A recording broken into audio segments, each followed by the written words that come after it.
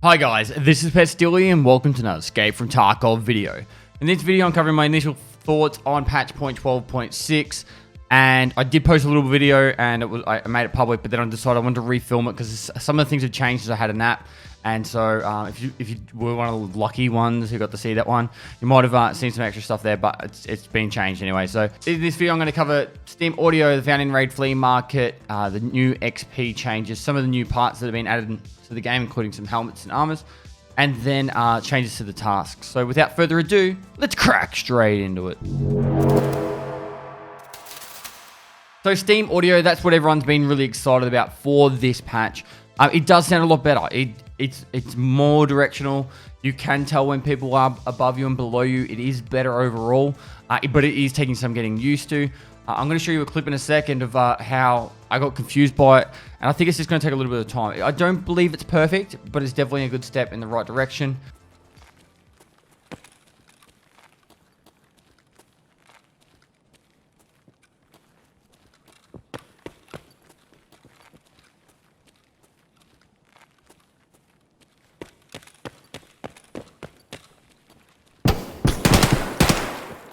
What the fuck is going on?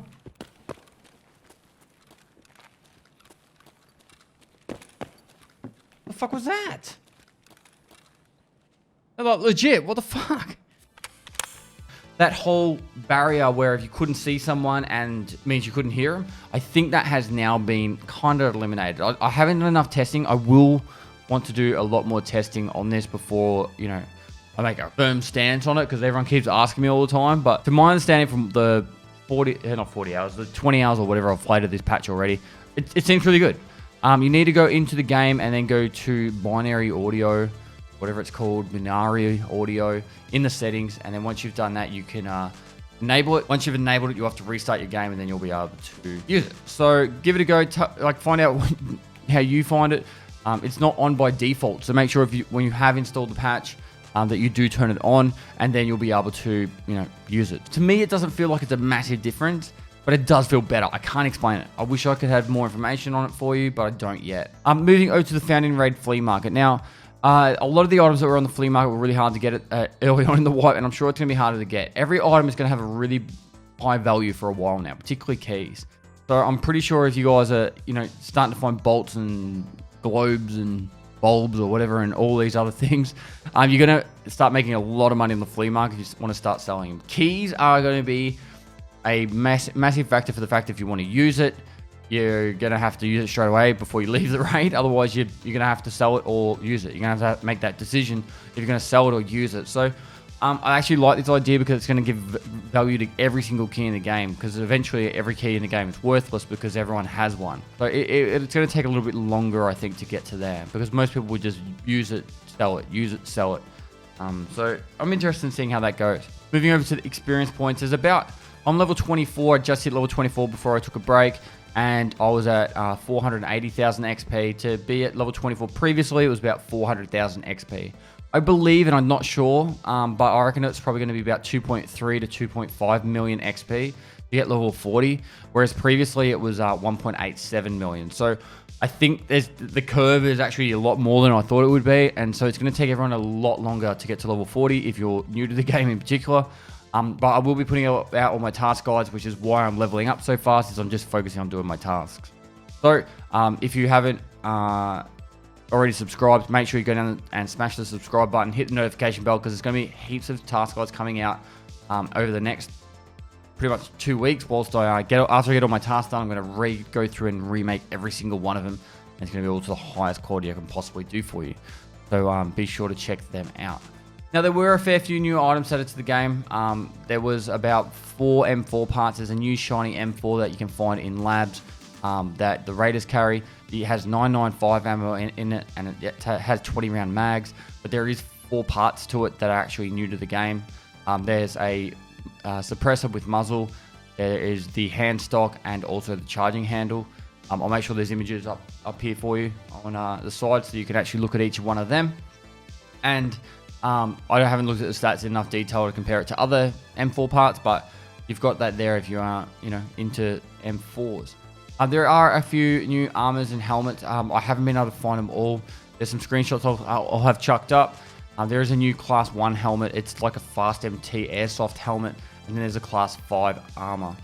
So interesting to see if there's other ones I haven't found yet, or the community hasn't found yet. But most of those ones have been found in labs. So I don't know why Raiders are carrying Class 1 helmets, but it is what it is. Now over to tasks that I've discovered there's changes to so far. The first therapist task, where you get to have to hand in morphine, is now 4 morphine and it's handed in raid.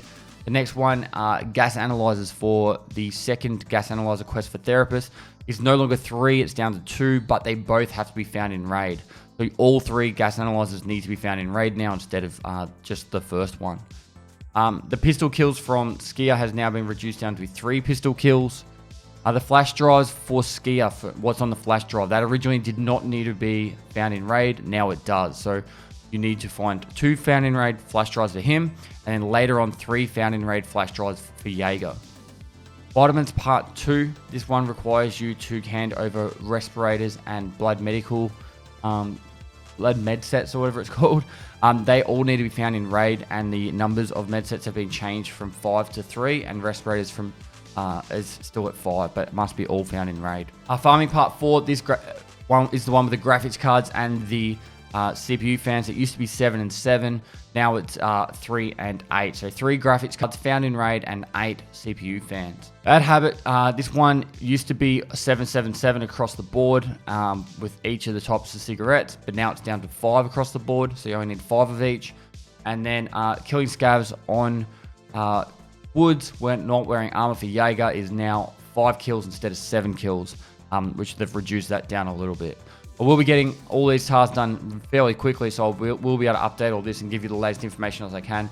I stopped and had a massive break because the Friend from the West Part 1 was bugged out.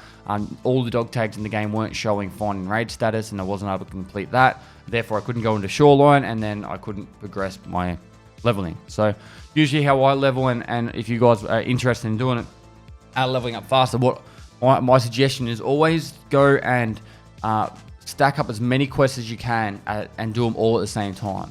The reason for that is you're actually, even if you like just get one part of it done, or you get one quest done and then you want to extract the raid because you got shot at and you damaged your armor or something, you can always get some sort of XP every single raid. So I think I've done about 60 raids, but after 60 raids I'm level 24. Like, that's how quickly I've leveled. It's really just a matter of knowledge. This game is all about knowledge, and hopefully I can give you as much of this knowledge as possible. I'm a little bit disappointed in the fact that my ultimate wipe guide, I was gonna have one more day to make that video, and I kind of had to jam everything I could as quickly as possible, but there was a lot of little things I wanted to add in there. One of the major questions I've been getting as well is, how do I find Salewers? You don't need to find them. Just go into an interchange run or reserve run, get any of the fuel generator like cans, so the blue one or the grey one that takes up 4 or 6 squares, chuck it in your container, or you can extract the raid with it, and then just make them in the hideout. You have to upgrade your generator and then your med station, and then you can just buy the 3 parts from therapist and make Salewers every 22 minutes. It's super easy.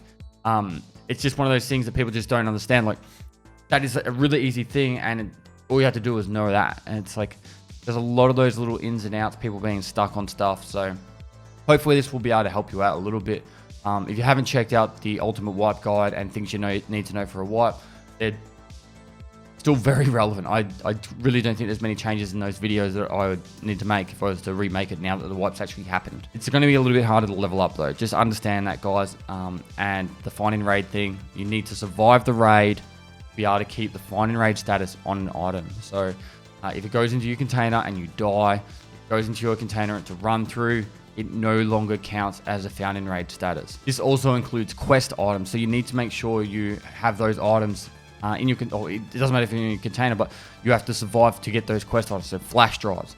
On top of that, the new changes to, you need to survive 10 minutes in a raid before you can extract to get to not have a run through status, works perfectly. I've tested it. So you can go into a raid, sit around for 10 minutes and extract, and it will still say you survived the raid and you won't have a run through status. So under 10 minutes or less than 600 XP, it'll be a run through. Otherwise, you can get out. 10 minutes, I look at it all the time. Like, what time I'm starting, what time I'm getting out, and that's it. So take advantage of that. You should. It's part of the game now. So guys, I'm probably going to wrap this one up here. So if you like this video, give it a thumbs up. It really does help out for the YouTube algorithm. I'm going to be working really hard to get these tasks done so I can start making these guides for you. If you enjoy this video, do give it a thumbs up.